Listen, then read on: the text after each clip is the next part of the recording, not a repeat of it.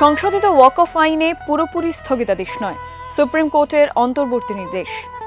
তবে কয়েকটি ধারায় আপত্তি প্রধান বিচারপতি বি.আর. গাভাই ও বিচারপতি মাসির বেঞ্চের। কোন কোন ধারা স্থগিত করল শীর্ষ আদালত? সেকশন 3C সাবসেকশন 2 সেখানে বলা ছিল যে একজন ডেজিগনেটেড অফিসারকে এম্পাওয়ার করা ছিল, তিনি রিপোর্ট দিতেন। ধরুন একটা প্রপার্টি নিয়ে ডিসপিউট হচ্ছে, তিনি রিপোর্ট দিয়ে জানালেন যে ওটা ওয়াকফ সম্পত্তি নয়। এবার এই রিপোর্টটা স্টেট গভর্নমেন্টকে দিলেই স্টেট গভর্নমেন্ট বোর্ডকে অর্থাৎ ওয়াকফ বোর্ডকে বলবে ওটা সংশোধনী করে দিতে। গভর্নমেন্টের প্রপার্টি, একজন গভর্নমেন্ট অফিসার সে তো বলবে সে গভর্নমেন্টের প্রপার্টিটাই স্বাভাবিক, তাহলে এটা অ্যাডজুডিকেটেড হওয়া উচিত কোনো ইম্পার্শিয়াল কোনো বডির দ্বারা। সেই জন্য এই প্রভিশনটাকেও স্টে করলো। তাহলে কোথায় যাবে?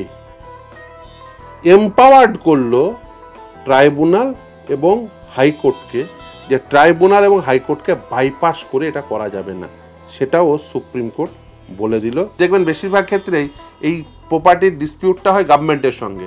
ধরুন একটা মনুমেন্ট রয়েছে, ধরুন একটা মানে ঐতিহাসিক স্থাপত্য রয়েছে, সেটা ওয়াকফ সম্পত্তি, কেউ বলেন ওয়াকফ সম্পত্তি, কেউ বলেন যেটা গভর্নমেন্ট সম্পত্তি। এই কনফ্লিক্ট প্রায়শই হয়ে থাকে।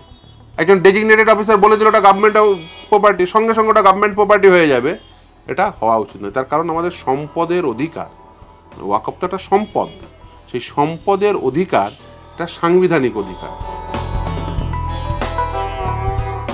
ওয়াকফে কে দান করতে পারবেন? সুপ্রিম কোর্টের আপত্তি সংশোধনী আইনের সংশ্লিষ্ট ধারা নিয়েও। সেকশন 3R সেখানে বলা ছিল, any person showing or demonstrating that he is professing Islam for at least 5 years, অর্থাৎ 5 বছর তাকে ইসলাম প্র্যাকটিস করতে হবে, প্রফেস করতে হবে। এই প্রভিশনটাকে স্টে করেছে এই বলে যে যতক্ষণ পর্যন্ত না স্টেট গভর্নমেন্ট একটা মেকানিজম তৈরি করছে, একদম স্পেসিফিক, কারণ এখানে আরবিট্রারিনেস চলে আসছে। কেন্দ্রীয় ওয়াকফ কাউন্সিল ও রাজ্যের ওয়াকফ বোর্ডে অমুসলিম সদস্য রাখা নিয়ে অনেক বিতর্ক হয়েছিল। সংশোধিত আইনের সেই সংক্রান্ত ধারা বাতিল না করলেও অমুসলিম সদস্যের সংখ্যা বেঁধে দিল সুপ্রিম কোর্ট। সেন্ট্রাল ওয়াকফ কাউন্সিলে, যেটা আন্ডার সেকশন 9 কনস্টিটিউট করা হয়েছে, সেখানে সর্বোচ্চ 4 জন নন মুসলিম মেম্বার থাকতে পারবে, এবং সেকশন 14-এ যেখানে ওয়াকফ বোর্ড কনস্টিটিউট করা হচ্ছে সেখানে সর্বোচ্চ 3 জন নন মুসলিম মেম্বার থাকতে পারবে। এবং সেকশন 23-তে সেখানে ইন্টারফিয়ার না করলেও সুপ্রিম কোর্ট বলে দিল যে তোমাকে ওই যে সিইও তাকে তোমাকে মুসলিম করার ক্ষেত্রে সেক্ষেত্রে তোমাকে বেস্ট এফোর্ট দিতে হবে। We direct that as far as possible, এই শব্দবন্ধ ইউজ করলো, অর্থাৎ যতটা সম্ভব তোমাকে এই চেষ্টা করে যেতে হবে যাতে একজন মুসলিমকে সিইও হিসেবে অ্যাপয়েন্ট করা যায়।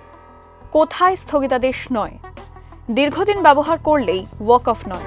ওয়াকফ সম্পত্তির নথিভুক্তকরণ বাধ্যতামূলক।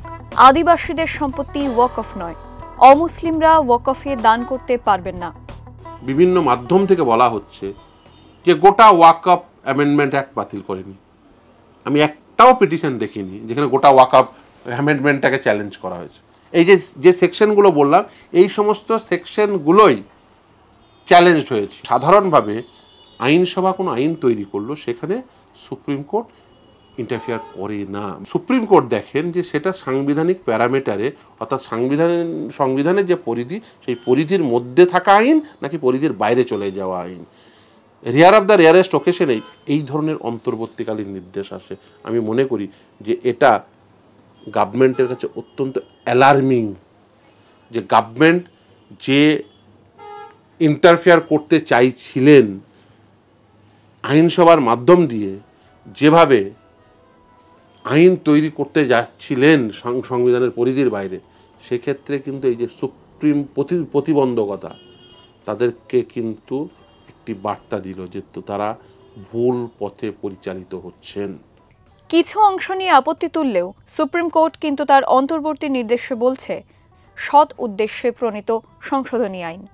সংশোধিত ওয়াকফ আইনের ওপর অন্তর্বর্তী স্থগিতাদেশ চেয়ে মামলা দায়ের হয়েছিল সুপ্রিম কোর্টে। তারই পরিপ্রেক্ষিতে অন্তর্বর্তী নির্দেশ।